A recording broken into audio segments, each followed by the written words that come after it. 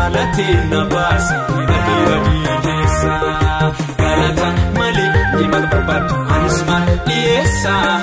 situ jaalateen na baase badii keessa wajjabna goone waaqayyoonki wajjabna akkamiin tole wajjabna bul Yesuusenki wajjabna ulfaatu diina koo caccabsee bilisa na baase diina koo caccabsee si'ooli na baase.